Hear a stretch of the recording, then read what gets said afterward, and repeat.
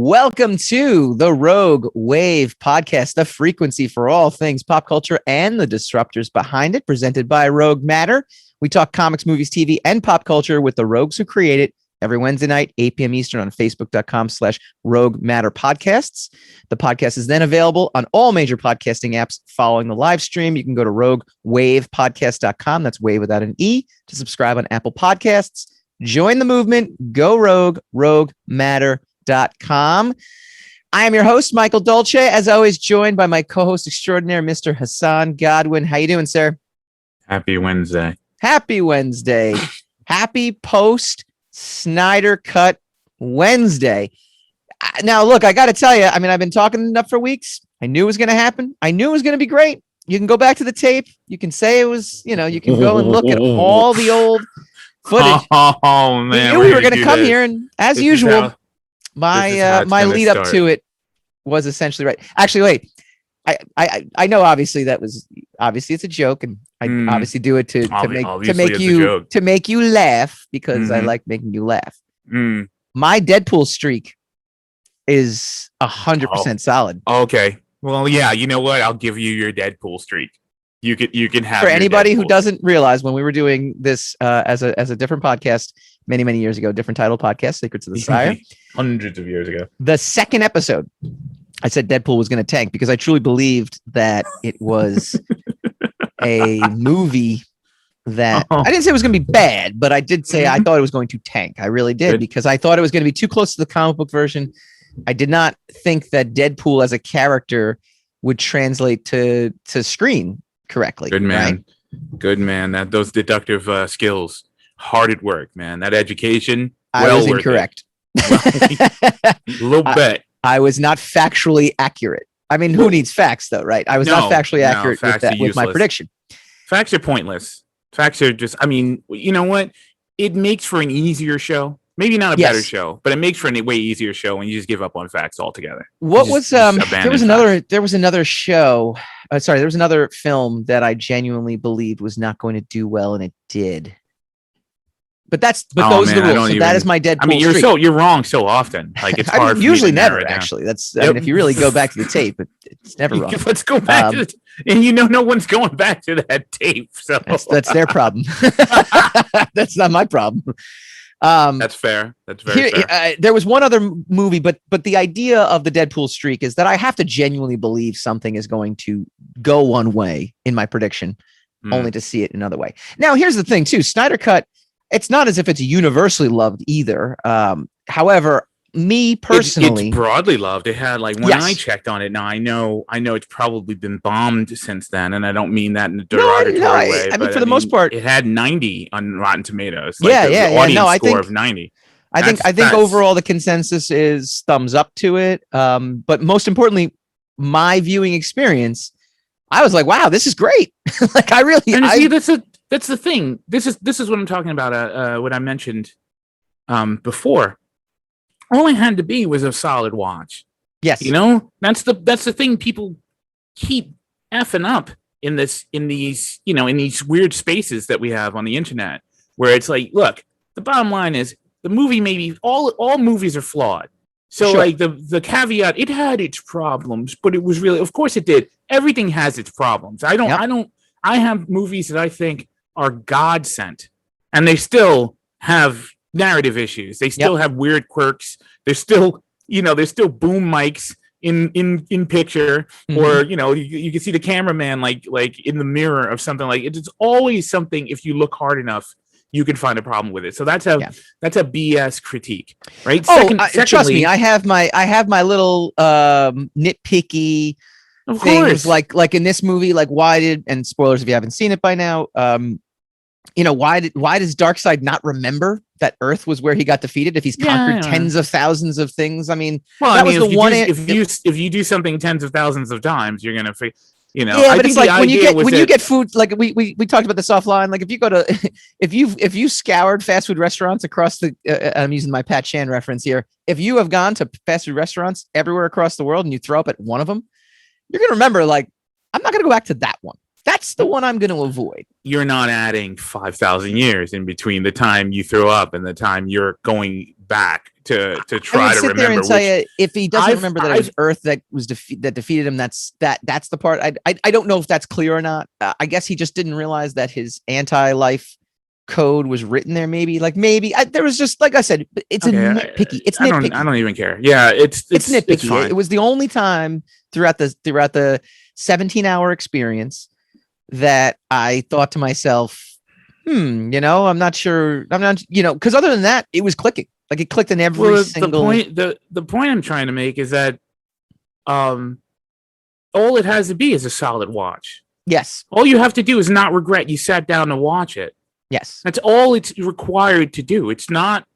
We put all this other crap on it. It's not required to set up other movies. Yes. It's not required to be as good as, as Avengers or something else like that. Of course, we're going to make those comparisons, and your mileage is going to vary depending on who you talk to anyway, right? So all it has to do is make a majority of the people happy that they sat down to watch it. And 90% of the time, the best way to do that is to give a damn about what you're doing. Right. Regardless of what's in the story or what message you're sending, just have a care of like how you finish the product. And now, most people will be able to sit down and go, well, look, I don't know if this is a good movie or not, but I thoroughly enjoyed myself. Well, let me ask you a question, because this is something, and I'll answer the question first. It only works for me in the sense that they kind of did it as a streaming miniseries, right? Like they did the 6 parts. I know you can watch it all in one shot. I didn't. I watched it in 2, and I'll call 2.5, because I started watching 15 minutes in, then I had to stop because I had to attend to something, at home. So I was like, oh crap, I thought I had time to watch it. I can't. So after the first 15 minutes, I watched 2 solid installments, but to me, it felt like watching a season of streaming television. And to me, that's why it worked, right? Could it work as a 4-hour film? Sure. Does the 4 hours allow Zack Snyder to pace things better, to fit a lot of story in better than what he did in Batman v Superman, which felt like way too much movie? Which is a 3-hour movie when you put together the his own particular cut.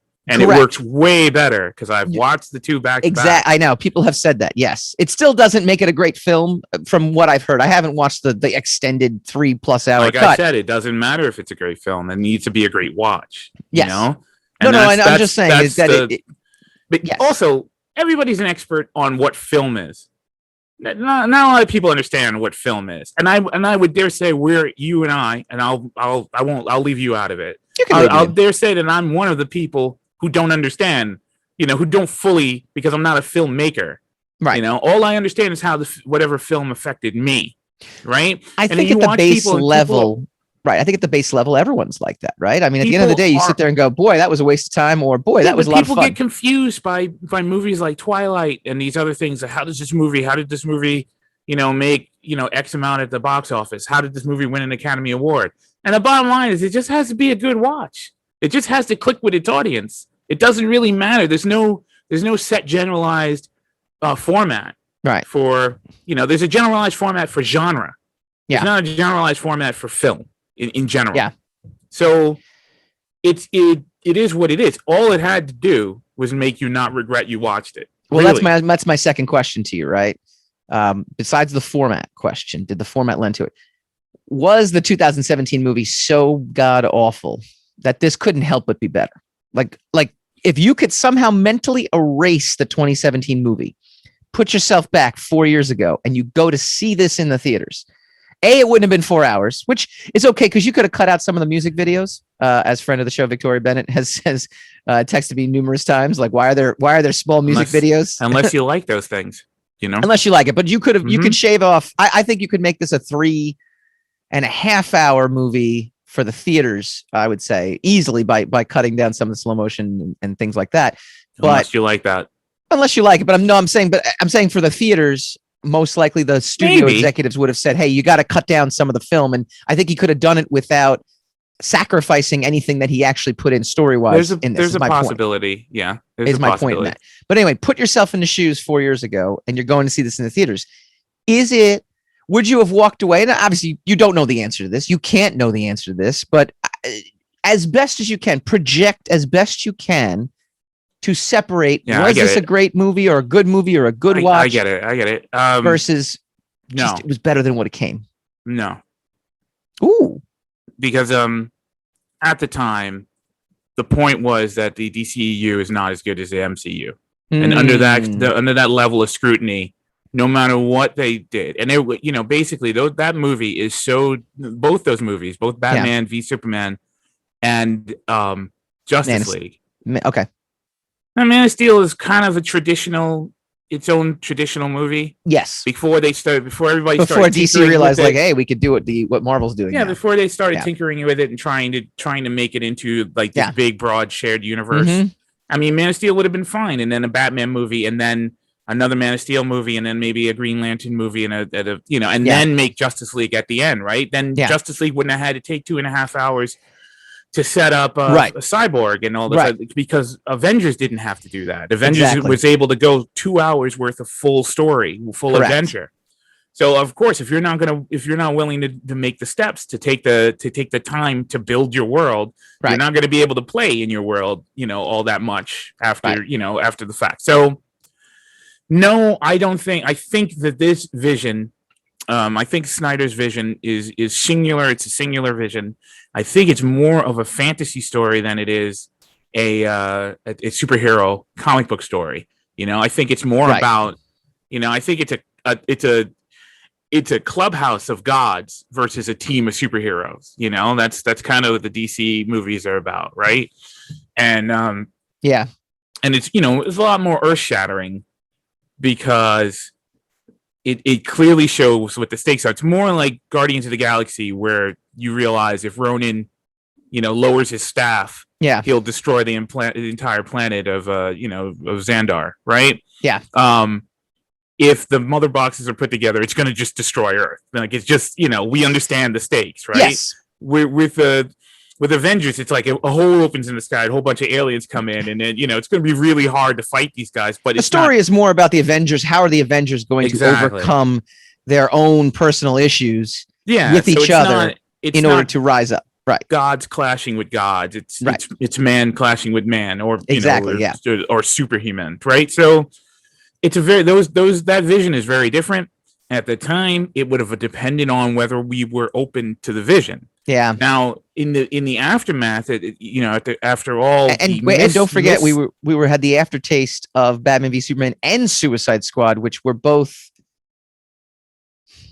In the aftermath, we've had the distaste of so many other DC movies. Yeah. And the long dominance of the MCU movies to the point where people are now starting to chafe against the format of some of those movies, where people are just open to a different kind of movie, right? Yeah. And so this movie slips right in, but it would have taken all this to be well received. Also, we just had a year and a half of like the worst time that most of us who are alive. Yeah, that's true, right? I know. This is what I was saying before when the movie's coming out. I'm like, you guys don't get it. It's going to be well received because this is a full-on extravaganza. Yeah, it's going to be delivered right to our homes so that everybody could just sit down and watch and escape for 4 hours. Yep. And everyone's like this. Everyone I've seen it 4 times. I've seen it 3 or 4 times or 5 times already. It's because it's complete escapism. It's almost a complete vision. Yeah.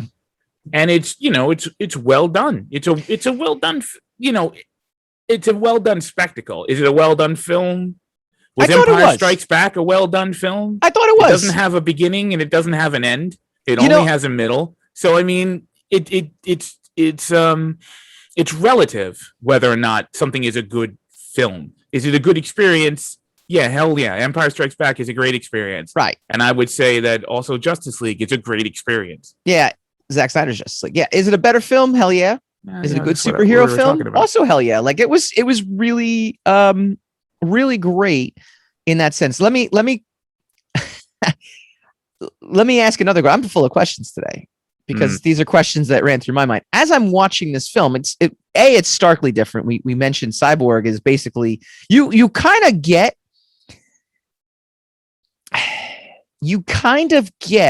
why Ray Fisher may have had issues also in the sense of Snyder's Cut, it is essentially a Cyborg origin movie versus Cyborg just happens to be in it. That being said, this is surface level stuff. You're just surface level. Does a lot for Cyborg and Flash, actually. Yes. Like Flash has a big hero moment himself without having to save some weird Russian family off to the side, you know? Weird. But you just segued perfect into my next question. Outside of Flash touching Wonder Woman's boobs by mistake, Aquaman crying, which was hilarious, I don't remember any part of the original 2017. Like, I remember going through this, I'm like, I think this is different. But this is, I mean, I recognize that it was a completely different movie. Okay, that was the first thing. But B, the other part of me was like, it was so completely different. It brought up the fact that I don't remember. Like, it was so unmemorable, that 2017 movie, the Russian family part that you just spoke of. I'm like, oh yeah, don't even remember that. Like, I would almost, and I'm sure there are definitely YouTube videos out there I can Google if I want to that will show me the differences.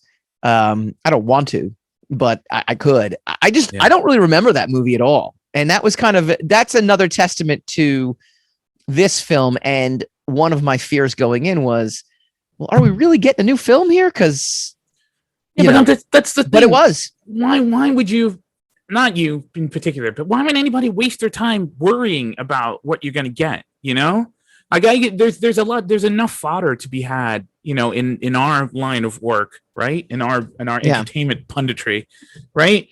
About the making of it, about what it's, how long it's going to be, what's going to be in it, the differences, that the unprecedentedness of a letter campaign, what's essentially a letter campaign, like spawning a $70 million upgrade of an old movie that didn't do that well, right? There's so much fodder to be had, other than it's going to suck and it's a cul-de-sac and it's not even going to be any different than the other movies. Like, why? That's a narrative. Why would any of us have a narrative? We don't know. The whole point, because we're all celebrities now. No, social media makes us all celebrities. It gives us a platform. Yeah, and you know what happens? We destroy our celebrity by developing narratives and getting too big-headed and thinking that we're gatekeepers, and we're not. We're just people who are observing what goes through and what comes out of the gate. That's all it is. And there's accurate reporting on what you see coming in and out of that gate, and then there's fantasy, imaginative fiction about what will or won't come out of the gate. And all of that can either be extremely prescient or absolutely wrong. Yeah. And when you're wrong, you destroy yourself. So that's why I say it wasn't worth it to speculate, and it wasn't worth it to act like you weren't going to see it. There's so many people who saw it and had to come back and say, it was okay. It was way better than I thought it was going to be, but it still sucked, because now they have a narrative that they have to keep up. If you don't develop a narrative in the first place, you could speak honestly. I didn't think it was going to be that good, but when I watched it, and it was good. Now you don't look like an idiot. I told you, unbiased. I'm coming in saying I was so impressed with how very, very good it was. And so I think it speaks to the person, right, that's creating their own narrative, right? If they don't have the confidence to be able to sit there and say, you know what, I was expecting one thing and got another. I mean, it's not as if it's a life or death. My narrative is not to have any narrative, right? That's my agenda. That's my personal agenda. If you have an agenda, like if I'm watching you, and I know what your agenda is, and you're like, and then suddenly this, whatever this became, fits neatly into your agenda, I think there's a lot of manipulation there. Well, it's fear and self-consciousness. I mean, it's basically you are essentially worried that the people that followed you, because you were affirming beliefs they already had, will now not watch or listen to you or read your tweets or read your whatever. Well, that's too bad. And that means every one of your opinions going forward is compromised. Correct. I agree with you. Yes. That's why I say let's not formulate any. Oh, I don't mind. Opinion. Again, I'll formulate a narrative without an agenda. I will formulate my opinion. I don't think you understood anything I just said. So, okay.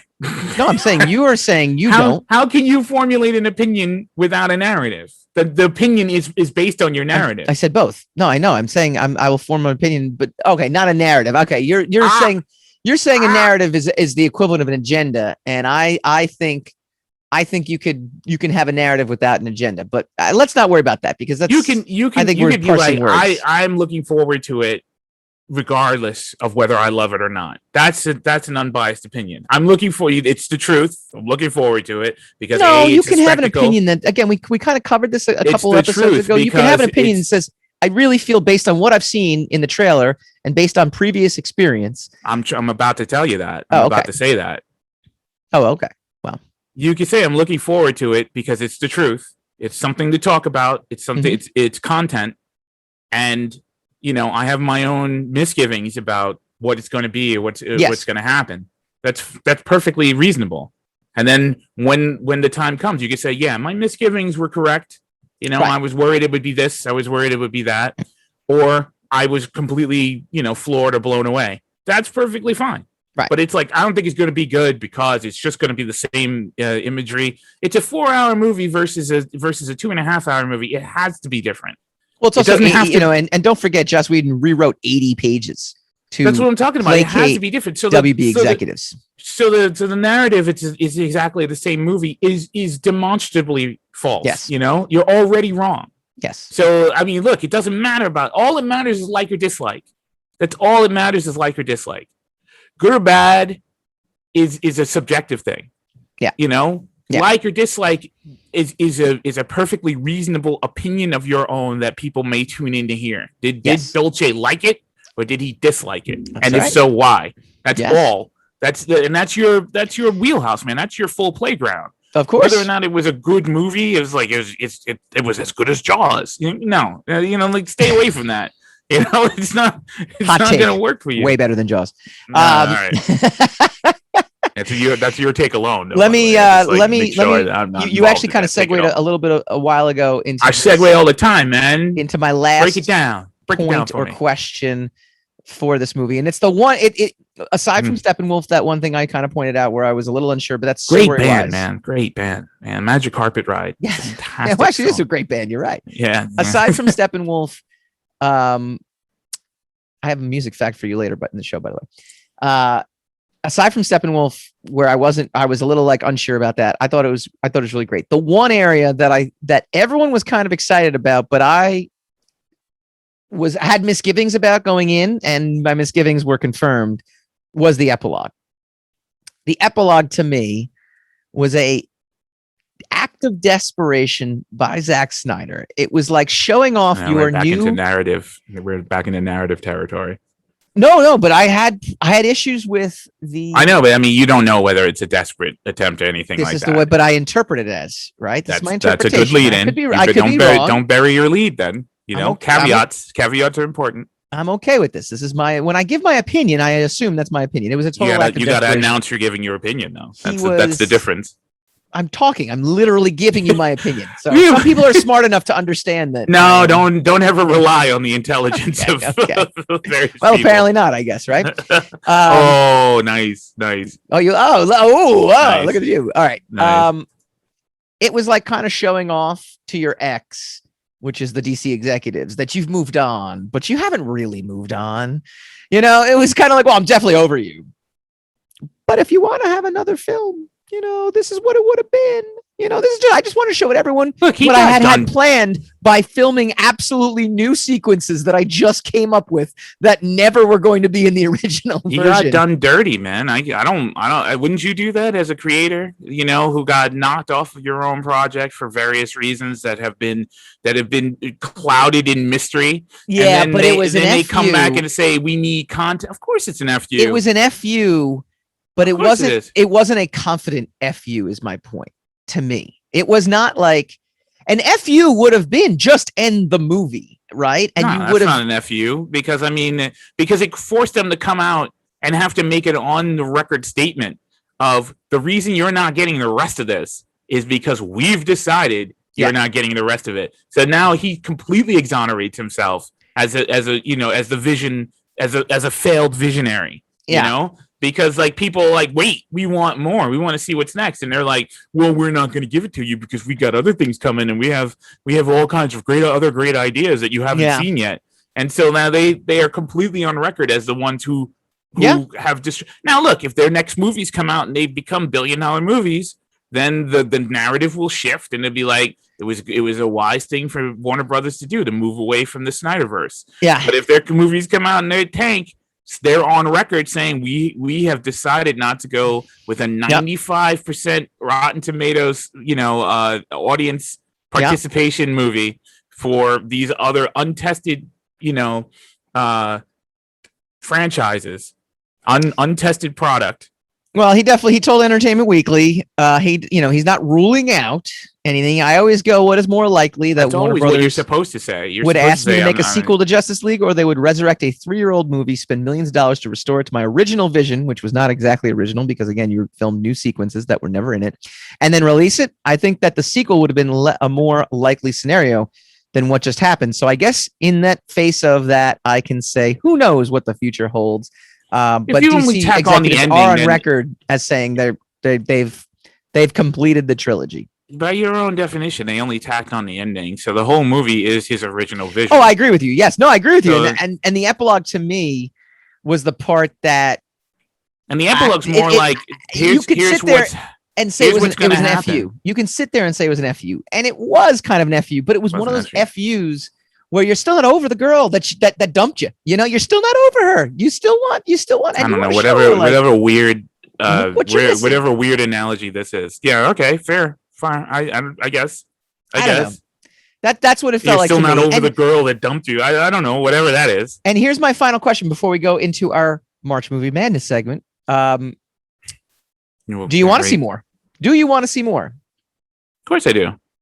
I do too, which is funny. He didn't need to do the epilogue for me to want more, because essentially it's his Aquaman, it's his Wonder Woman, it's his Superman, it's his everything. Yeah. That is the basis for the DC universe now. So why wouldn't you? Why wouldn't you have? You can only know how you felt about it. You can only know what you felt about it because you got it. You can't know how you would feel about it if you didn't get it. Right? That's not within your power of perception, right? If I had never seen this, I'd be a completely different person. It's like, you can't say that. Right? So yeah, maybe he didn't need it. Maybe you were clamoring for more even before the epilogue, but I'm not clamoring, but I would sit there and tell you if he was to announce, if they were to announce they're doing a new Justice League or they're doing a new whatever movie with Zack Snyder, I'd be like, I'll give it to him. When you bring it out, the bottom line is that it actually isn't so much a taunt, because it basically defines exactly what the next movie should have been about. Yeah. Right? Because, it explains basically the Joker is like spelling out to Batman exactly what you should have done in order to avoid all this. And so now we know exactly what they're going to have to, and we know they're going to use the Flash and somehow go back and, Batman's going to do the right thing and save Lois and stop Superman from turning evil. So we know this. So basically what that end scene is to clarify what these weird asides of this apocalyptic world that we keep seeing from Batman v Superman and Zack Snyder's Justice League. It just basically defined exactly what that is as a vision of the future. And then within the vision, it tells you how to undo the vision. Yeah. And so we could extrapolate our own ending from it. If that scene wasn't there, we would still be like, yeah, but what's this dream that he keeps having? Like, what are they reaching for? What are they trying to point to? And in order to say something, in order to explain, who's the flaming corpse that Superman is holding? I mean, you could think it's Lois, but when they tell you it was Lois, you don't need to worry about it. It's not left in the typewriter. It's not lost in the ether. So it's kind of it's more of a closeout than you think it is. When you put it that way, but my initial reaction was like, all right, he's doing his thing. Of course, your initial reaction is usually wrong. We do this every year. Entire segment. This entire segment every year being wrong about like the film in and of itself. So I'm just saying. I don't mean to start a fight or anything like that, but you're blatantly save wrong. It for this. I'm not going to let you save it for I'm this. not going to let you switch to the segment. I'm not going to let you switch over to the segment. We do this every year. We do a March Movie Madness. It's March Madness, which did we do it last year? Weren't we in lockdown and all freaked out and stuff like that? And we did. I think we did the best sequels. last year. Only sequels last year. All right. This year, in honor of the Snyderverse and in honor of Justice League being the 8th feature film, which just happened to work out really well for us in terms of numbers, we are doing the Zack Snyder March Movie Madness bracket. Okay, so how brackets work is we seed the different movies. We narrowed it down last week as to what movies. We didn't have to really do anything because he only has 8 ones. It's great. Oh, fun music fact. Did you know he directed the Soul Asylum video Somebody to Shove? No, I didn't. Filled with lots of slow motion in there too, actually. And when you go Soul back. Asylum, so I wouldn't have seen it anyway. You know, got back into them a little cultural bias on my part. Like I got back into them. They had Runaway Train, which was like their big hit in '93, and on a whim, I think I watched Clerks. Kevin Smith's a huge Soul Asylum fan, and he included a song that I love. And I was like, "That's a really good song." You know, I let me give Soul Asylum a shot, and end up buying like their greatest hits and listen to it. It's very good. Anyway, directed that. Funny. Yay. We narrowed down last week the 8 films. We narrowed it down from 8 to 8 that we can now seed. And the question I have for you is: we are seeding these Zack Snyder films. Let me list off the films one more time for you: Dawn of the Dead, 300, Watchmen, Legends of the Guardians, The Owls of Gahuli, Sucker Punch. Did you check out what that was in the interim between last time and this? I didn't watch it, but I saw that it's like a live action. What it is now. It's a live action owl movie, right? Like they're all bunch of owls. It's a CG owl movie. Or CGI. It's like a cartoon. Well, you know what I mean. Like So you didn't. Okay. All right, just checking. Sucker Punch, Man of Steel, Batman v Superman: Dawn of Justice, and Justice League. We need to. It's just with the A. It just ends with the A. Sucker Punch. All right. You ever watch that? Yeah, I don't know if you probably have the What Spawned in Living Color. I'm gonna get you, sucker. Keenan Ivory Wayans. Yes. That's for everyone out there. That's a classic. Go look it up. Yes, it is. It's brilliantly done. It's the Wayans brothers before the Wayans brothers existed. It's a strange piece of pop culture history. It really is. Movie. We need to get, so it is literally 4 versus 4 in 2 brackets. Okay, we're in the Elite 8 now, so we have 2 brackets. I'm holding up my hands here for anybody listening on either side. Yeah, make sure your box is big enough to encapsulate your hands. You know, we need a 1 versus 4 and a 2 versus 3 in both ends. So we need 2 number 1 seeds. Okay. My question to you is always so complicated. My question to you is, I'm gonna list 3 movies that could be number 1 seeds, and you're gonna tell me which ones they are. All right, and you're gonna tell me if you disagree. Right? I'm gonna say Justice League could be a number 1 seed. I'm gonna say Watchmen could be a number 1 seed. I'm gonna say 300 could be a number 1 seed. Is that accurate, or would you also include Dawn of the Dead as a potential number 1 seed? I think Dawn of the Dead being the movie that put him on the map, basically, it could have number 1 status. You know, it could be within the realm of possibilities. Between right? You're talking Watchmen about his monster movies versus his smaller movies, right? Yeah. So I would put Dawn of the Dead, in there. Between Watchmen and Justice League, which one do you think is it's the higher seed, so it has the most likelihood of winning, is essentially what that number 1 seed means. And I don't mean that you picked, I'm not saying you pick a winner. I'm just saying that if you were to poll 100 people, right? Because we're going to determine the winners, but I'm just saying if you were to poll 100 people. It's just the weirdest phenomenon, where I would do an entire monologue in the beginning of the show about being gatekeepers and predicting what people are going to love and what they're not going to love, and staying in our wheelhouse, which is just our own personal opinions. And then the very next segment, you tell me to predict what everyone's going to love and what not to love. Again, this is a seeding operanda, right? What do you think is the most loved out of the 2 of them? And I'm going to say Zack Snyder's Justice League is a 1 seed. Over Watchmen. And you go Watchmen is a 1 seed. Okay, that's interesting. All right. I know, I'm asking you over Watchmen. Over Watchmen, yes. And it could just be the hype of the times. Don't get me wrong, the hysteria. That's what I'm saying. We don't know. I mean, right now, because of Justice League, I think that Watchmen would be a 1 seed from people. Like we've always known his vision was amazing. Look at Watchmen, you know, but taken alone as its own, Watchmen was not, you know, was not a runaway extravaganza for people. Yeah, I'm gonna go. The mileage varies on it. I'm gonna go 2 seed for Watchmen. I'm gonna go 1 seed for Justice League, and 300. I actually would have said was a 1 seed, but I'll go 2 seed for 300 as well. Versus Dawn. I think I would go with 1 seed for Watchmen. I think it's a precursor to the. All right, I'm going to give you one choice: Dawn of the Dead or Watchmen, because then you didn't. You know, we each should pick a 1 seed. I didn't pick one. I was asking you about the picks in general. You know, I never picked. You picked. So no, I would say between Dawn of the Dead and Watchmen, and I would go Watchmen. Oh, okay. All right. So Dawn of the Dead is now a 2 seed, and Watchmen. So we'll have 1 Watchmen. And 1 Justice. I'm going to say Justice League is a 1 seed. I'm going to say you're going to say Watchmen's a 1 seed. 300 and Dawn of the Dead will say are 2 seeds, which is they're basically really good movies, and they have a shot of winning this thing, and we think it's good. Let me ask you a quick question now. Should we mix up, because we can do this, the superhero movies on one side and the non-superheroes on the other, or should we mix the two together? Should we pit superhero movies? I don't think it matters because, like I said, all those movies are in his vision, right? You're not really watching him do a superhero movie. You're watching a superhero movie in his world. Superhero-based movie. Because we actually have 4. We have 4 superhero-based what does it matter? Who cares whether it's based? We're talking about this genre, right? We're talking about his art. Okay, so we're gonna mix it up. We're gonna mix it up a little bit. Yeah.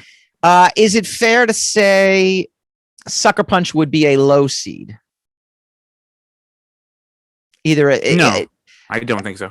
So you would say, if you were to rank Batman v Superman, Man of Steel, Sucker Punch, Legends of the Guardians, you need 2 3 seeds and 1 and 2 4 seeds.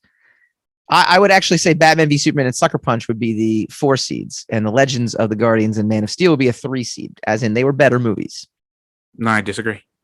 Okay. So you would go what? I would go the exact opposite of what you said. You go Sucker Punch and Batman v Superman 3 seeds, and Man of Steel a 4 seed. Ooh. Man of Steel is a terrible film. Ooh. In my opinion. Okay. In my opinion. If we're just giving my opinion. I am. It's a terrible story. It's a terribly constructed. It's all right. So in the vein of compromise, Batman v Superman. Talking. No, you're good. Batman v Superman, and no, because I don't want you to get into why you feel this way, because we're going to save that for the actual matchups. That's my point. We're just trying to place them in the brackets. I'll forget them by the time. Well, I can't help you with that. That's Batman v Superman or Man of Steel. Which one would you say is a 3 and a 4? You say Man of Steel is a 4 compared to that. Okay, we're going to do that. I'm going to go with that one, but I'm going to go with Sucker Punch is a 4 over the Legends of the Guardians, even though I've never seen Legends of the Guardians, but I did see Sucker Punch, and I disliked that movie immensely. I guess that's fair. I guess that's a fair assessment. I disliked it immensely. All right. So then why be shocked if I dislike Man of Steel immensely? You know, why be shocked where I place it? I'm shocked because actually, I'm surprised. Actually, you talk just over the years more glowingly of that movie. I've never liked Man of Steel. Like no one who knows me would testify I've ever talked well about Man of Steel. Over Batman v Superman, you have? Mm-hmm.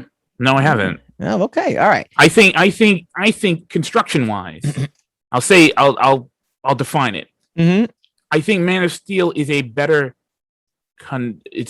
constructed story. Yeah, but it's not a better story than Batman versus Superman. But I will say, as an added caveat, we only know that Batman versus Superman is a better story because of Justice League.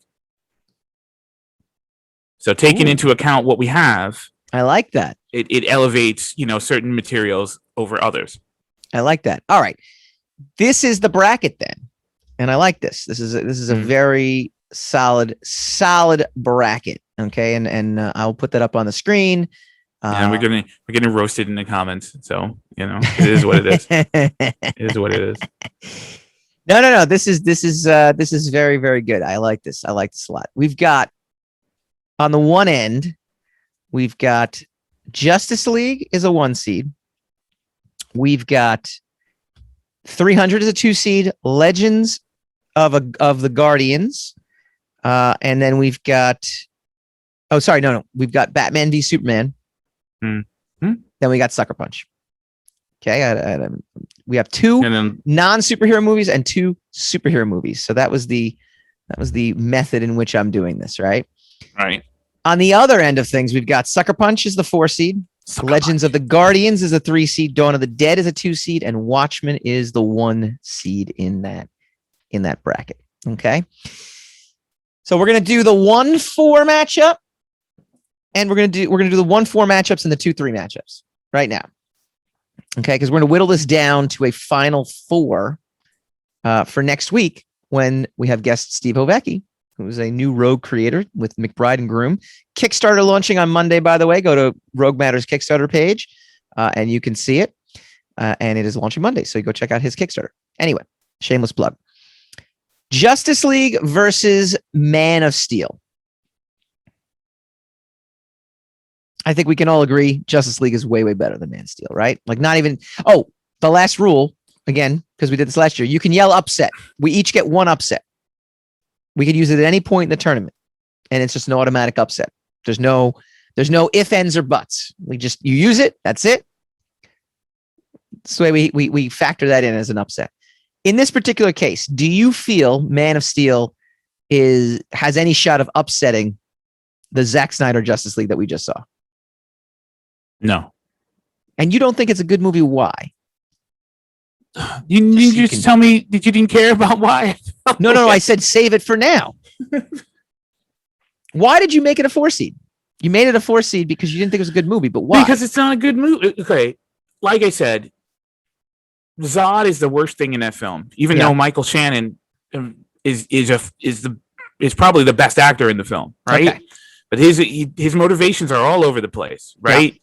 They try to sell him as sort of a sympathetic person because they do this entire back history of him looking for other Kryptonians all over the galaxy and people being heartbroken and just and distraught because Krypton was destroyed. But by the time they get to Earth, there are these cold-blooded conquerors of this and that. You don't know why they're trying to conquer Earth. Yeah. Right? You don't know why they want to turn Earth into Krypton. You don't know why you would want, if you want to exalt a race of Kryptonians, why would you put them on? Why would you try to make them normal Kryptonians when they could all be raised as gods on Krypton?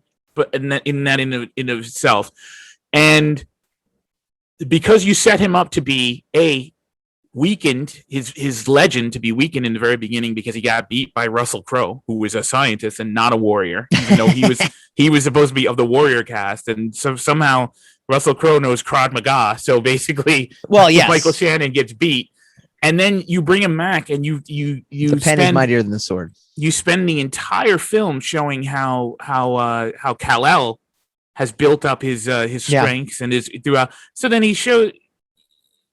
Michael Shannon shows up. It's like, this guy's gonna get beat, like immediately. You're like, I mean, of course he's gonna beat him because he's Superman. Understood.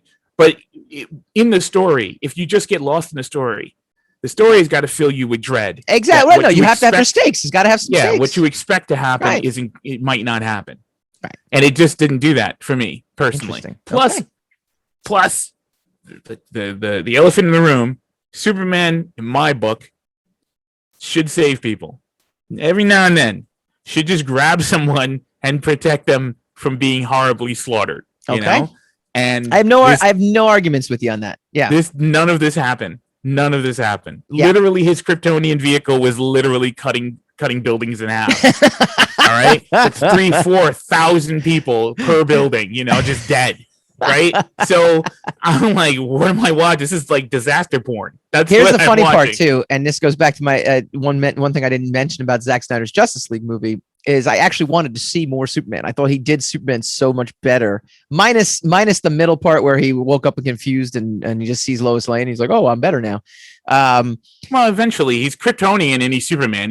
Whatever's ailing him is not going to ail him. Yeah, I know. It was. But the other thing is the other reason why BVS is a little higher in my rung is because Superman is a more realized character in that than he is in. You can argue like, well, he was just young. He was just starting out. That's why he let thousands of people die. But it just doesn't work. Yeah. It's the same with the Dark Knight. If the reason the Dark Knight exists is the reason people are getting killed, then you cancel out his hero status. Yeah. Right? So the reason Superman exists, the reason the Kryptonians are here trying to destroy Earth is because Superman is here. And Superman doesn't stop the Kryptonians from killing thousands of humans. Right. Then they're all dead because of Superman. But how else would you feed into Batman v Superman if he doesn't let everyone die? You could come up with another reason why Batman hates Superman. There are myriad reasons. We'll push Justice League ahead in the tournament. Rightfully so. Well done. Rightfully so. But that was very good. I wanted to hear that. That was me. That was monologuing. A 1 versus 4 Watchmen versus Sucker Punch. I thought Sucker Punch was terrible. I thought Watchmen was as close to a faithful adaptation as you can do. Too much to the point, but I would agree putting Watchmen over Sucker Punch. Okay. Although I don't agree that Sucker Punch is necessarily a 4th tier film, but I would agree that Watchmen would be above Sucker Punch. Yeah. Dawn of the Dead, for the sake of significance, versus Legends of the Guardians. I never saw Legends of the Guardians, so I'm gonna just put Dawn of the Dead ahead of that. Yeah, this is a fair game, isn't it? This game works, doesn't it? I kind of knew what was gonna happen with all, it's a bunch of owls. Do the research, man. You got to watch a freaking owl movie. How hard was that for you? For this gambit, How important are the listeners supposed to feel about it if you didn't even do the due diligence? I will sit there and tell you that I researched the movie and I researched critical reviews of the movie. Oh, how hard was it? I said, you know what? It's not even worth it. You could get by it just blaming the fact that you saw it on your kids. You have that luxury. I know, but it's not. Look, I am always honest. Look, I am an honest person. My narratives are never clouded by dishonesty. They are also never clouded by facts or research or anything. Facts has nothing to do with honesty or not, right? I know. I didn't say they did. I'm just saying as well as not. I mean, I guess they kind of do, right? Yes, kind of do in a little bit, but all right. That's not factual. All right. 300 versus Batman v Superman: Dawn of Justice. I think this is an easy 300. 300, yeah. But I mean, am I supposed to give my opinion and yours? Yeah, you can go. Go ahead. I figured this was a consensus. I figured it was one of these no-brainers. Why would you figure that? What purpose do I have here if you're going to decide for me? If you're I'm not deciding for you. I'm going to make an assumption, and you're going to. You should allow me to. Don't make an assumption. Confirm the assumption or not. No, I would like to talk. I would like to say many things that have nothing to do with what we're talking about and take us off track as many times as humanly possible. One thing you said was that Dawn of the Dead actually put him on the map. I feel like 300 put him on the map. I feel like he doesn't get any of the DC movies without successfully adapting 300. No, I know how you feel about it, but I don't agree. I'm just telling you. I also think, much to your point, when we talk about Game of Thrones, right? Mm-hmm. The fact that he had he basically had Frank Miller. Here it is. Here's 300, and he like almost shot for shot, recreated the graphic novel. Allowed it. He had an easy job, but sometimes easy jobs can go wrong. You could argue that Dawn of the Dead put him on the map. Put him on a Hollywood map. Yes. Whereas 300 put him on the comic book movie map. Yes. So like without 300, the DCEU wouldn't have happened. Correct. But the problem is, the problem with that caveat is without, oh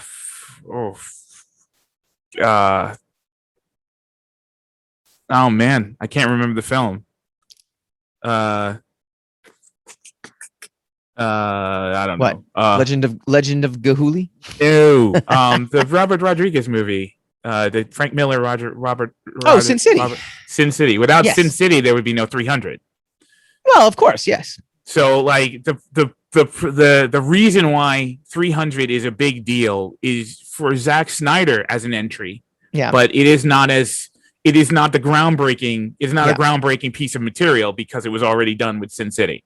Yep. Right. So that's why I would still hold Dawn of the Dead as a more of a master entry for Zack Snyder than 300. Yeah. Personally, I enjoyed both of them, to be honest with you. But I've watched 300 way more times than I've watched Dawn of the Dead. Yeah. But I think Dawn of the Dead is a more significant entry than 300. Okay. All right. So we're gonna advance Justice League. It's all chalk this round. But it did Justice make me League. buy that 9 Inch Nails album, just like you remembered. So I mean, there's that. That's important. That was a very important thing. Justice League versus 300 next week. Dawn of the Dead versus Watchmen next week. When we come back, boy, what a week for releases. We got an MCU entry. We got a Zack Snyder DCEU entry. We got an MCU entry. Gotcha. And completely flipped the script for me. I thought the DC entry was way, way better when we come back. Welcome to Button Stash, the show about the best mustaches in gaming. Casey, it's Button Smash. It's the new gaming podcast from the Rogue Matter Network. I don't know where you got mustaches from. Well, I'm not shaving. But we will talk about gaming news, reviews, inside scoops, and retrospectives. Join us live on twitch.tv/WeAreRogueMatter on Thursday nights, 9 p.m. Eastern, or download our episodes wherever you listen to your podcast. But please, Casey, shave.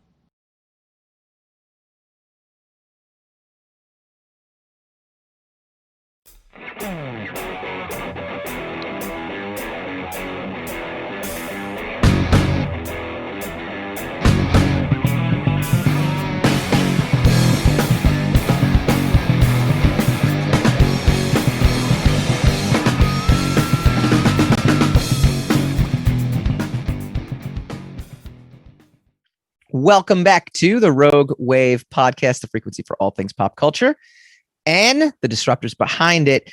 I teased it last segment, and Hassan, you took me right to task for even giving up my trump card there, or my every time we talk before we start recording, you're like, don't give anything away, don't talk about it now, talk about it spontaneously while we're on. So like the fact that you just torched this segment by giving your opinion away, it's just kind of, I actually think it's a strategic contradictorial. Tease, it's a strategic tease because the assumption is the MCU is always I don't know why you wouldn't make that to assumption. the DC. I think it's you're assuming what the audience is thinking. Yes. I don't know why you should do that. We just spent 2 segments talking about how that is a bad formula. But all right, keep contradicting it. In this week of just endless new releases, I got to, obviously Zack Snyder's came out first. I started it first. It took me, 2 days to watch it, which was totally cool. And then Sunday night, I'm settling in to watch Falcon and Winter Soldier, which debuted. I sit there, and about halfway through, I turn it off. I'm just like, I'm really bored right now. It had that really cool Batroc opening sequence. And then the rest of it, I'm kind of like, all right, maybe I'm just tired. Maybe it's Sunday night. Maybe I'm tired. Maybe there's just, maybe there's external influences on what I'm doing. Monday night, I pick it right back up. I am sharp as a whistle at this point. There is no part of me that is not excited to watch this thing. Bored again. The entire episode to me, and I found this review actually kind of mirroring the way I felt about it. Of course you did.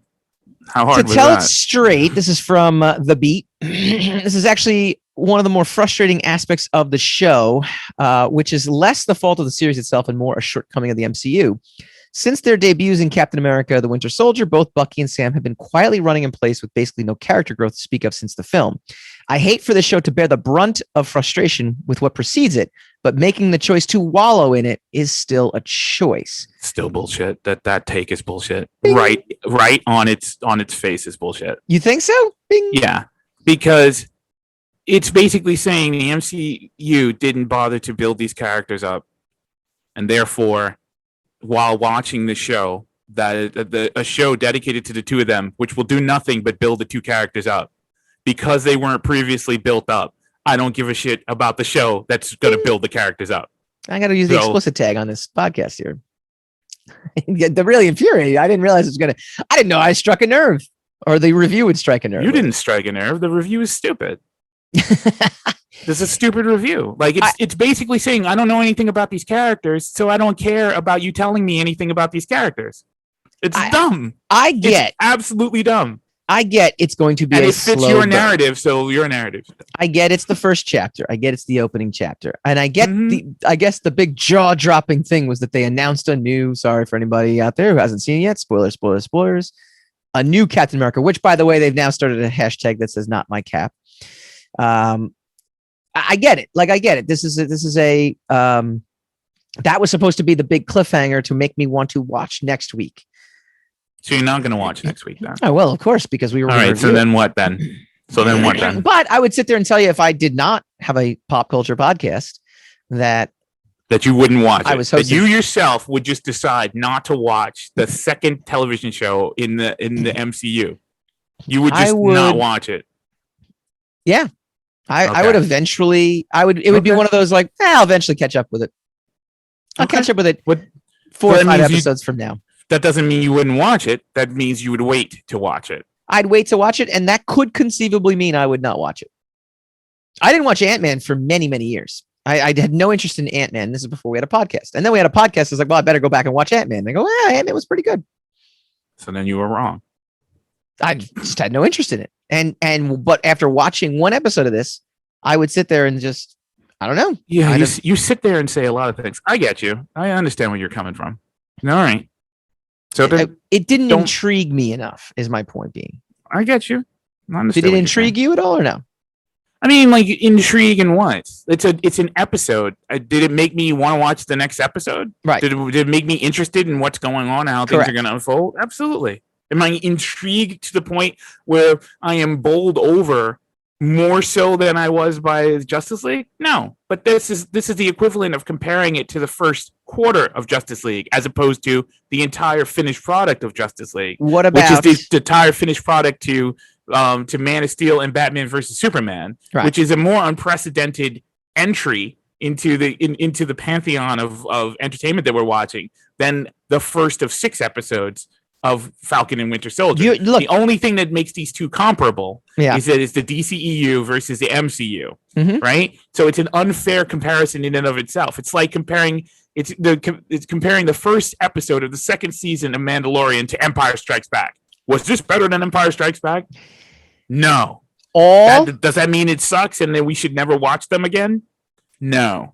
All fair comparisons and all fair arguments. So I'll throw another comparison out to you.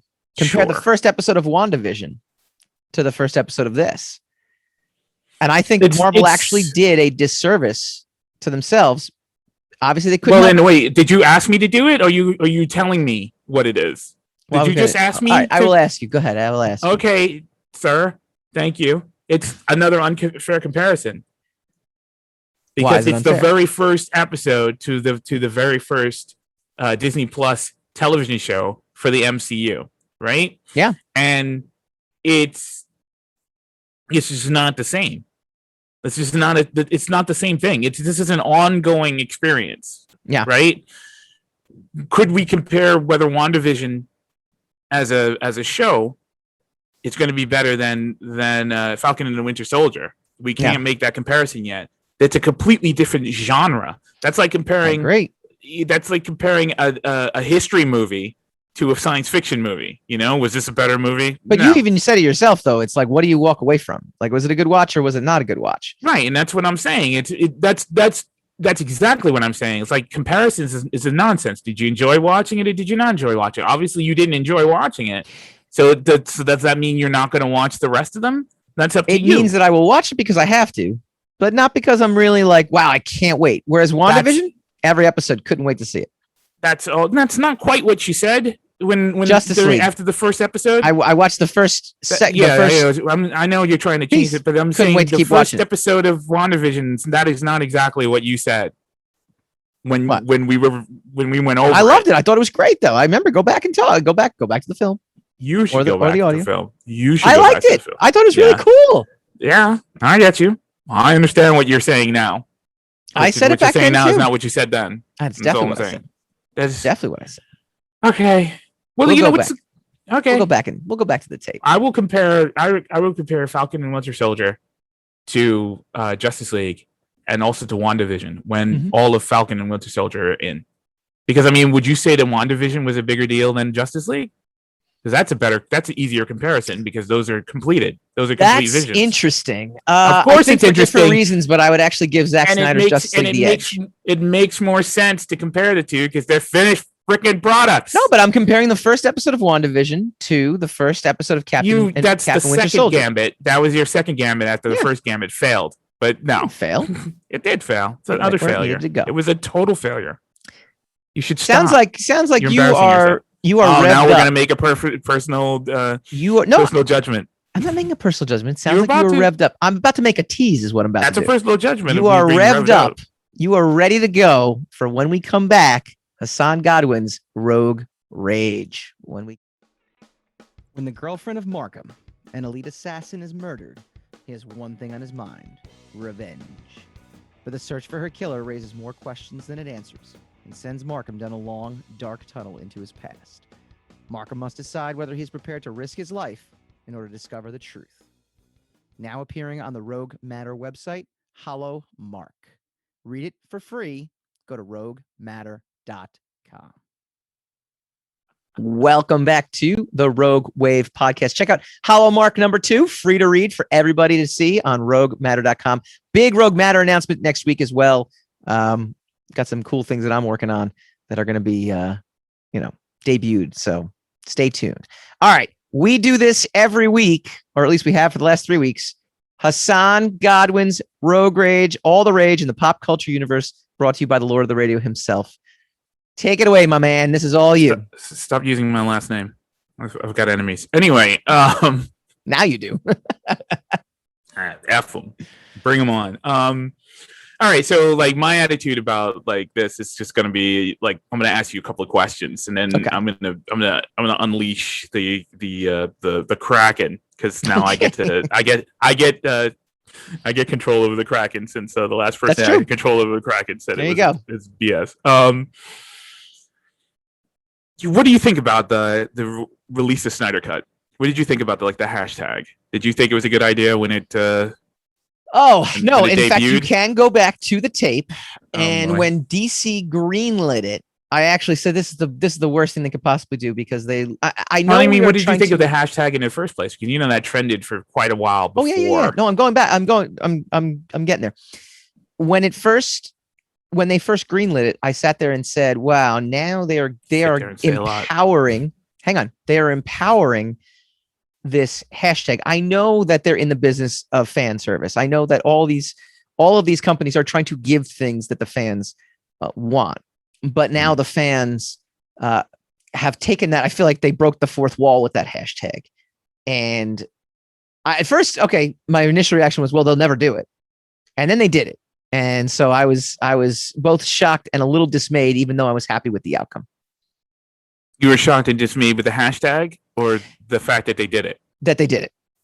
The question was, what did you think of the hashtag? I laughed at it. Okay, I jeez, joke. could you I just laughed. have said that anyway? I'm being second chair. This is what second chair does. Yeah, Go back to the tape. You're terrible. You're Go terrible back at to the second tape. chair. You're a bad second chair. All right, because you're supposed to answer the questions I give you, All right. So, you want straightforward. Don't elaborate. You want yes You're and not no. supposed to elaborate. You're always telling got me you. not to elaborate, right? Done. You're elaborating. All right. Done. So Totally in it. so now you got the hashtag release the Snyder. I can't see now. I can't talk. Release the SnyderCut. Yeah. Then they decide, okay, we're going to release the SnyderCut, basically because the apocalypse had hit and we were running out of content. and Yeah. stuff like this. Oh no, we're not going to have anything to watch. What are we going to do? So okay, we're going to spend $70 million to release this film. The film comes out. Now the film gets us fodder, right?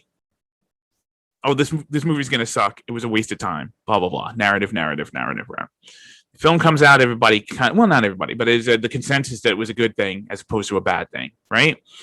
Now it's like release the air cut, finish the Snyderverse, okay? Now, yeah, the point I'm trying to make is, first of all, visions need to be completed. That's good. That's a good thing. But second of all, no one's ever going to be happy. you're never going to appease anybody with all this with all these caveats and all these admissions. Like, as you said in the beginning, you think it was a bad idea that they capitulated and said, okay, we're going to release the Snyder Cut, right? Now you think it set a bad precedent. I do. Yeah. I think it's a terrible precedent for everything that is going to go forward, because. But if it didn't happen, we wouldn't have gotten the Snyder Cut. I think you hit the nail on the head, though, when you said this was an unprecedented time. Yes. But I mean, look, it hit so hard. Yeah. That it outdid the MCU, in your opinion, right? So this week, yes. That's an entry into the history books of the conflict between the DCEU and the MCU, right? Yep. So if they hadn't done that, they wouldn't, Justice League would have been a demonstrative loss as opposed to a loss and a gain, right? Because now it's a loss and a gain. Yes. It was the 2017 version was a loss. The 2021 version is a gain, right? Yes. So the question is, I'm excited. The question is, do the fans know what they want more so than the creators? No. Or you don't think so? No. You don't think if the fans got what they wanted, then this would not have been a success? Wait. Define creators: the people that actually make the movies, or the people that greenlight the movies? The people who make the movies. No, absolutely. I consider them all like kind of the same thing. I mean, I think Zack Snyder is as a corporatist. Not that I think there's anything wrong with that, but he's a creative corporatist as opposed to the people within Warner's who just greenlight, and release money, release payrolls. Yeah, the amount of effort that goes into getting something greenlit, even for someone like Zack Snyder, there is a separation. There is a separation between levels of, yes, Zack, we're 100% behind you, and prove it to us and show us what you want to do. So I separate Zack Snyder as a creator from. But I'm just saying, he's not like, like Jim Jarmusch or someone like that. He still makes corporate movies, like these giant tentpole. Oh yeah, all right. I mean, I get you. So I made that Soul Asylum video. That was very artsy. Oh my god! All right, okay. Jesus Christ. So, like, what if the fans didn't get what they want and we never got this? Look, I'll say this. Am I happy we got it? Yeah, I think I am happy we got it. I'm happy that. But do you think we got it at the expense of something? Yes. And I do think it's bad precedent. I think that's why when you talk politics or you talk anything that has to do, and they go, well, this is bad precedent. And you sit there and go, well, who cares about precedent? Look at the end result. It's not something that's going to be readily apparent because this was a success, the ramifications. And we might not never see it. We might not ever. We might not never. Yeah. I meant to say ever. Yeah. We never. Might not never see it. We might not never see it. No. I'm going to get you, sucker. Faith in Begora.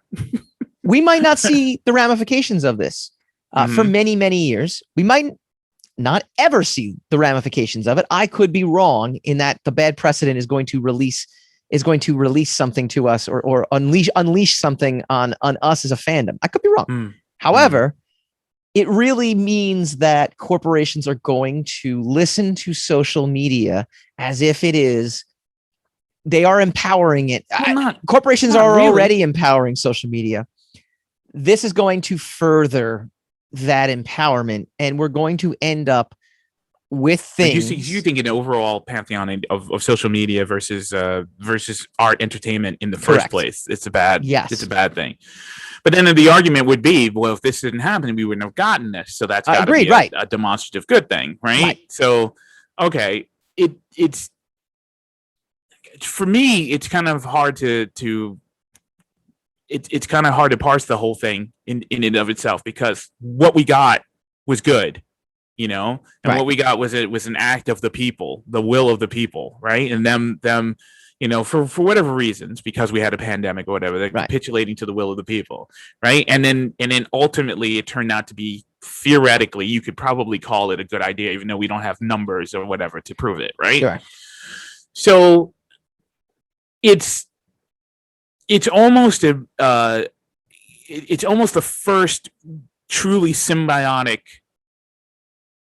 collaboration between what the people want and art. Yeah. Right? The people were polled, do you want this art? And they got the art that they were polled. No. They weren't polled. They were outraged. They weren't asked, but I mean, it's technically like a poll. They took the temperature of what was being requested, and then they gave them what was requested, and then so that's technically like it was a poll. Like those are technically polls, right? Yes, yeah. You can so sit there and say it's like what if we gave you exactly what you want? Here you go, and it turns out to be, a predominant good as opposed to a predominant bad, right? Yeah, I'm trying. My I don't really have a point other than my struggle. No, I don't really have a. I don't have a. I'm. My point is, I'm struggling with it. Yeah, I'm struggling with whether or not it is a virtuous good or kind of a cautionary good. Right. Like it's a good, but it's going to be bad. Look, because and again, I'm negating my own opinion I just gave you 2 minutes ago. But the new hashtag restore the Snyderverse. Yeah, I say why not? It turned out to be a great experiment. That's what I'm saying. Why not keep going with it? You can. It absolutely can. And I think in this particular case it worked. And in this particular case, why wouldn't you? Because you're already using Snyder's version of Wonder Woman, Snyder's version of Aquaman. It's Snyder's universe anyway. It's not as if you have to like rejigger, everything you have planned. I mean, essentially it's the same characters, and we've always been using Snyder's versions of the characters that he created and he started with. So I would say, okay, great.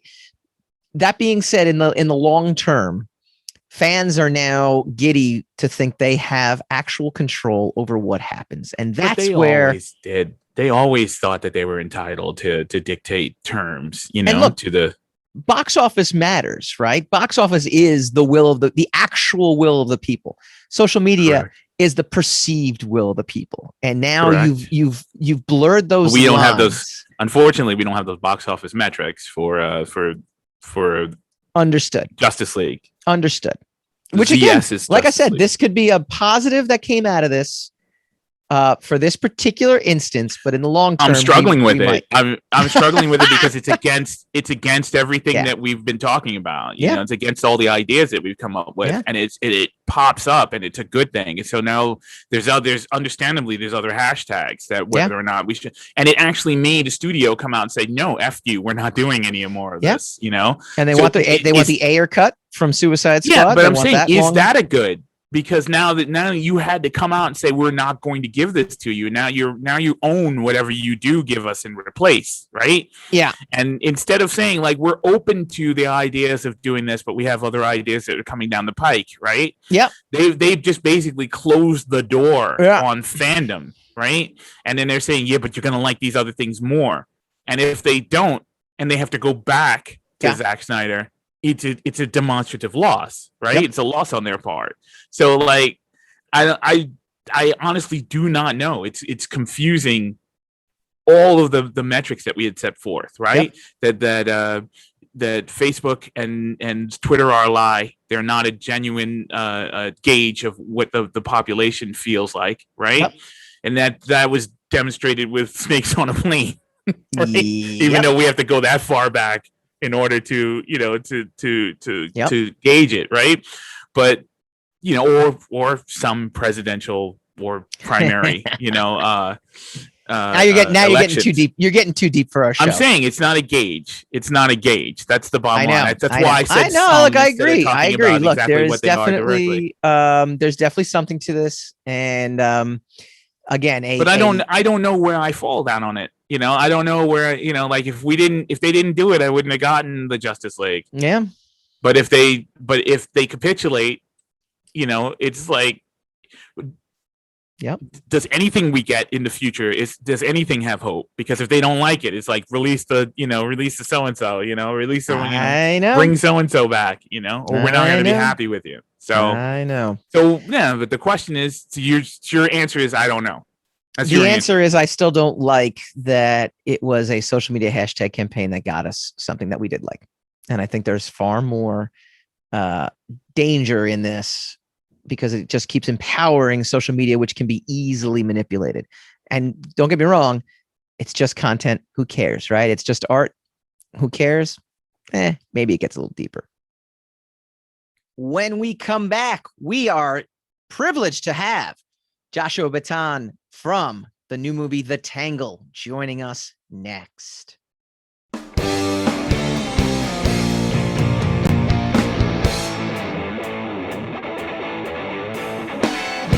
Welcome back to the Rogue Wave podcast, the frequency for all things pop culture and the disruptors behind it. We got a disruptor. We've got an actor. We've got someone who's got a long resume in the business with us, and he's got a new movie out called The Tangle. We got Joshua Bitton. How you doing, sir? It's good. Joshua Bitton. Sorry, Joshua Bitton. Sorry.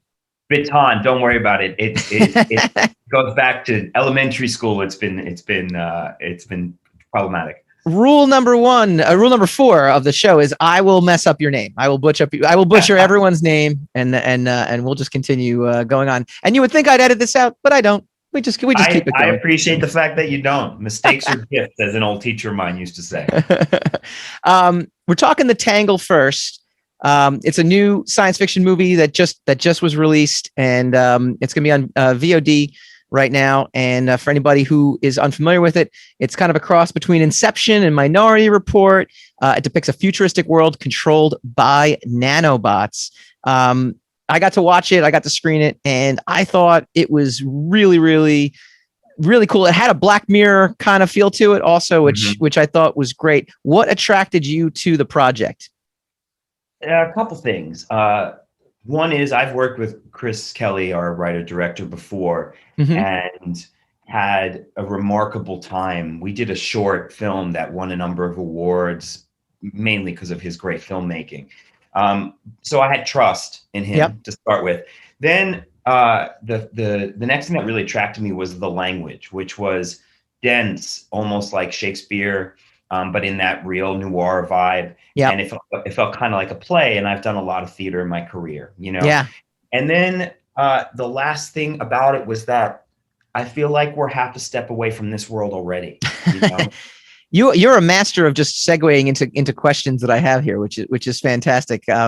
Take a step back and talk about the play aspect too, because I love the 3 people in a room, 4 people in a room.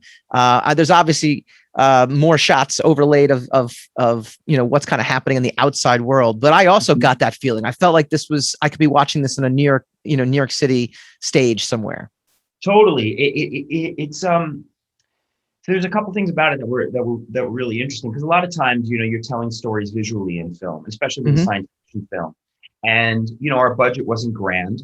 So Chris devised a way to, I think, put you in that world in a really smart way. But there's a lot of dialogue. And what he does that a lot of filmmakers don't do, sometimes because it would hurt a film, and sometimes just because they're afraid to, is he gives actors this opportunity to sit in these scenes and to really work their way through it. So learning a film that feels like a play in the amount of time, there's no rehearsal process or very little. And so that was a challenge. But when we got into it, much like a play, you start at the beginning and you pretty much go all the way through to the end, which is mainly how we were able to shoot it. Because like you said, we're in this sort of locked room. So we shot mainly in sequence, other than the outside stuff. And the set, which was designed by Eric Thorne, was 360 degrees. So if the camera was here, wow, I had an entire world and people to work off of that I don't, in my memory. Mm-hmm. I think back to shooting the film, I don't really see where the camera was at times. I really can see the different pieces of this set. So it had that kind of beginning to end kind of feeling that you really got to live in. So it was fun. Yeah, it's very physically intensive too, even though it what's the word, like a stationary physical intensity to it.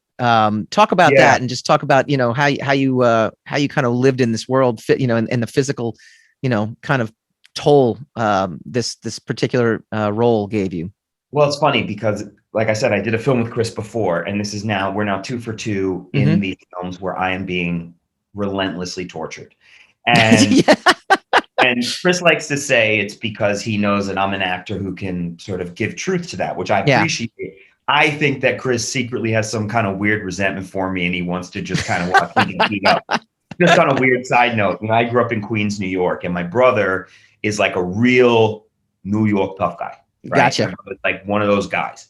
We watched the film together when it was released on last Friday, and he laughed hysterically every single time I got tortured.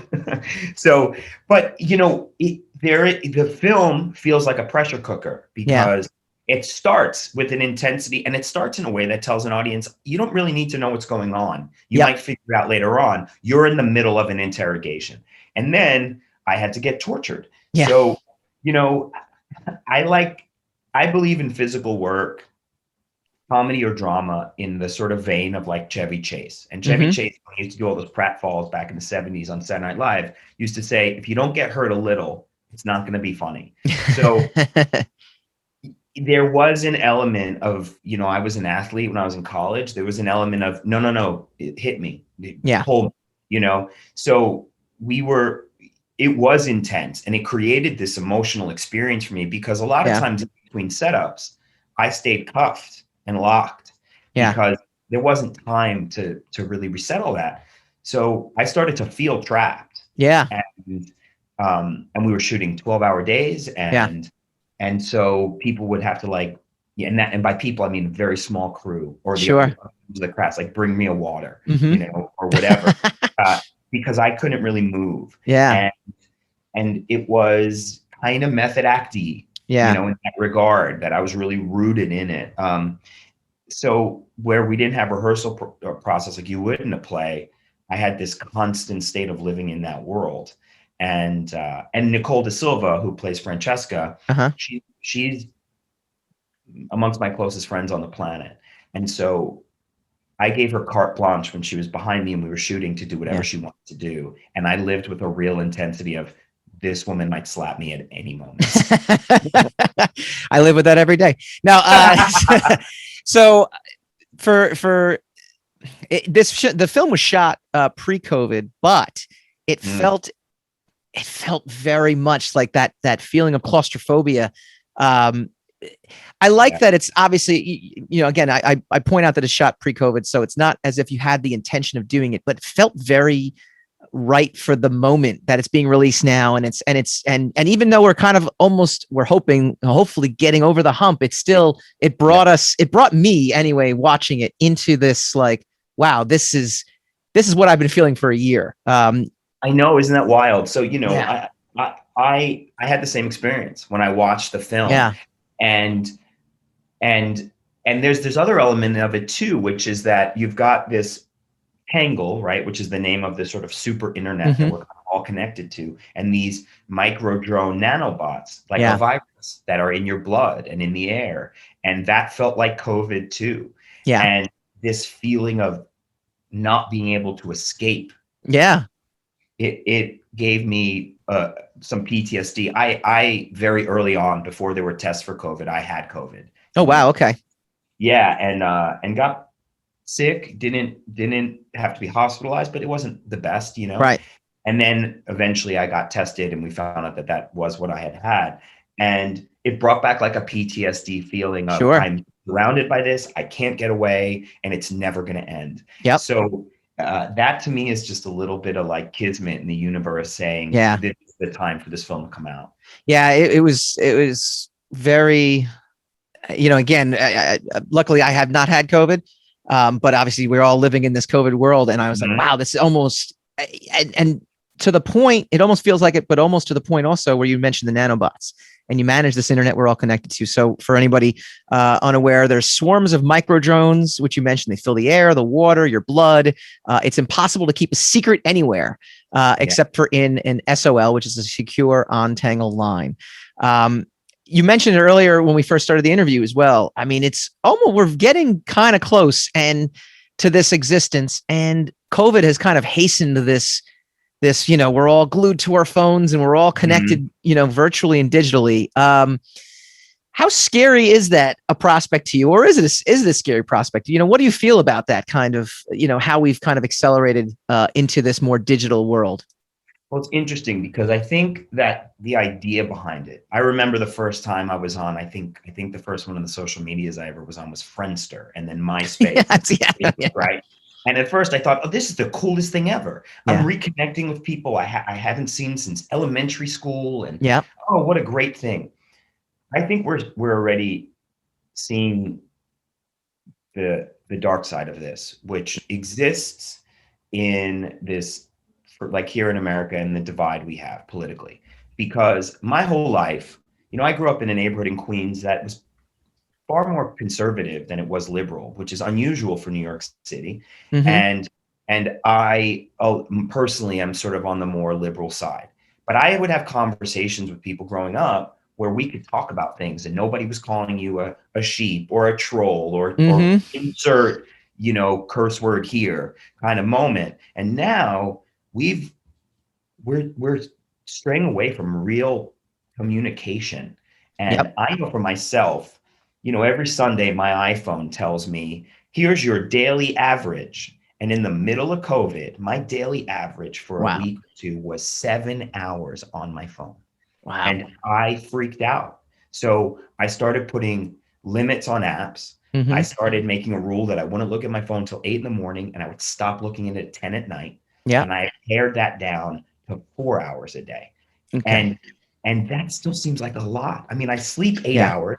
I'm 4 hours on the phone, which means half my day I have to me, and what is that? 1/6 of the day I'm giving to this screen. Yeah. And I think it's terrifying. In the Tangle, there's this idea that there's some people think of it as a utopia, because if I got into a fight and I tried to grab you and choke you, these nanobots would physically stop my hands from the violence. And I would love a world with no violence and no war. Who wouldn't?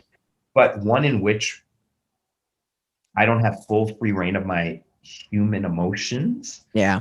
Is scary to me. I mean, I already find it scary that we could have a conversation and we could talk about the Yankees, and I'll open up my Instagram and there'll be an ad for a Yankee hat. Yeah. Yeah.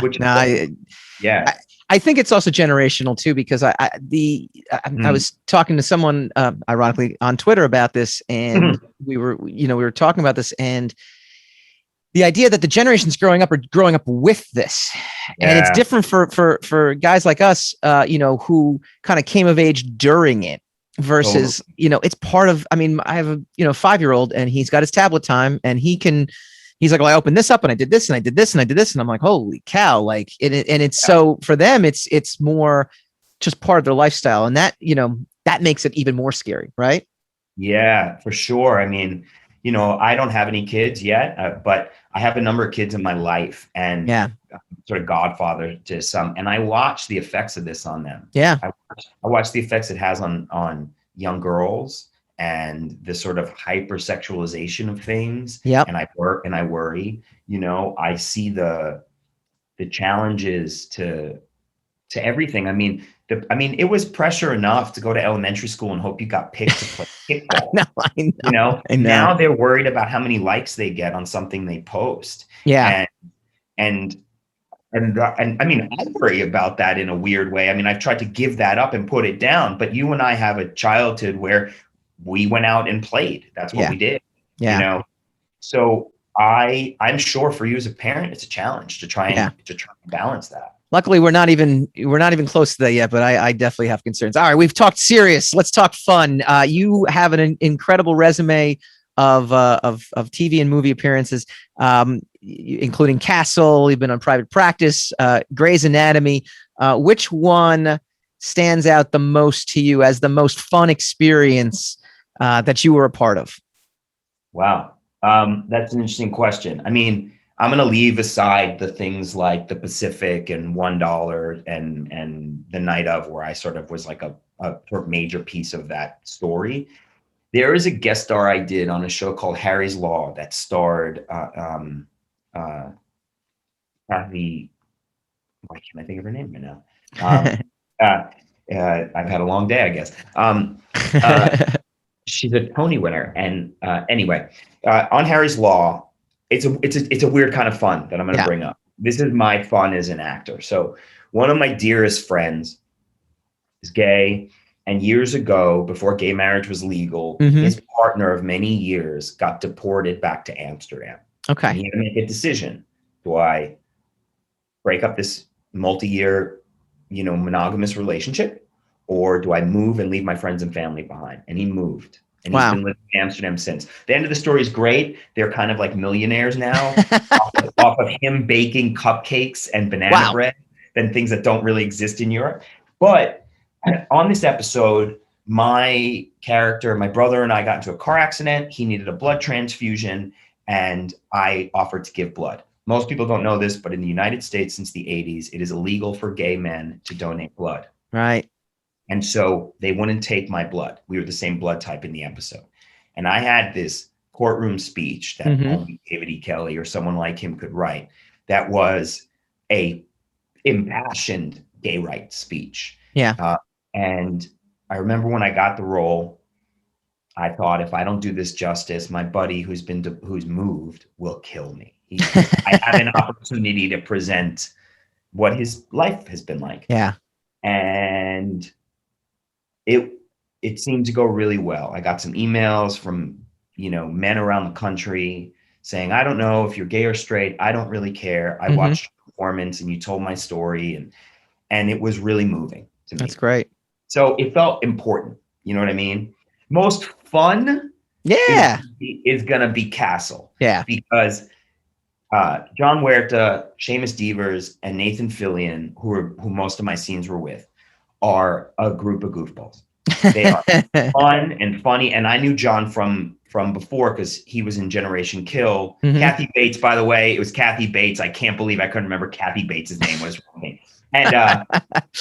And John Huerta on my first day came up to me. He's like, hey, remember, man, we play with comedy here, so you can play. So I sort of had an inside person giving me freedom.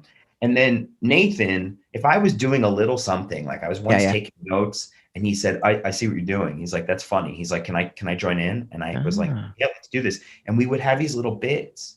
And after every take or every setup, all of us would talk, because they did this with each other and they let me in on it. They give each other notes. That's so great. There was no ego. It was just, how do we make this the best and the funniest? So I got to do stuff on that show that people only let me do on stage, which is be funny. On stage, amazing. I do it all the time. Yeah, and I'm telling you, those guys are everything you want them to be. They're funny, they're playful, they're good guys. It was great. Oh, that's amazing. It's great to have you on. It was great to talk more about the Tangle. It was great to talk. We'll have to have you on again and dive even deeper. Where can folks watch the Tangle, and what comes next for you? Okay, so you can watch Tangle at Amazon.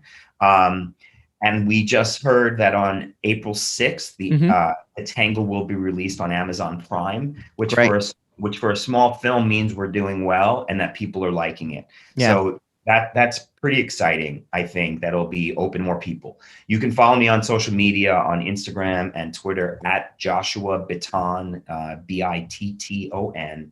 And next up, I go to Oklahoma at the end of April for a month to shoot a film called Heartland Cartel, written by Brandon Smith, that is about a couple former Army Rangers, now out of work, out of the military, and they get embroiled with the drug cartels as kind of drug mules. And it's an intense ride. I got to shoot some of it. Sounds like a comedy. Yeah, it's hilarious. I do a lot of those. I'm sure you can tell. Joshua Bitton, thank you so much for joining us on the Rogue Wave podcast. Thanks.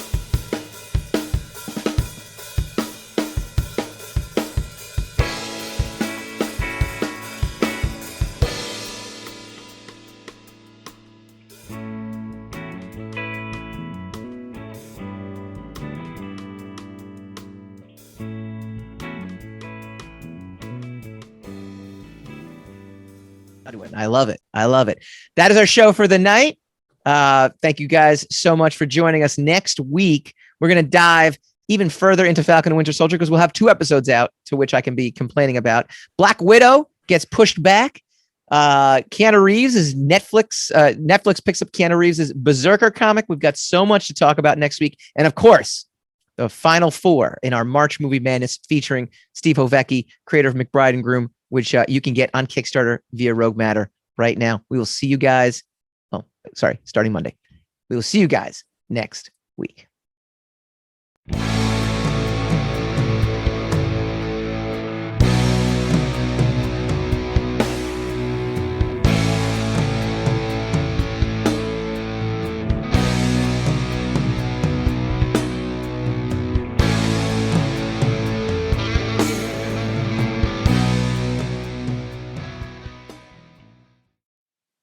Rogue Wave.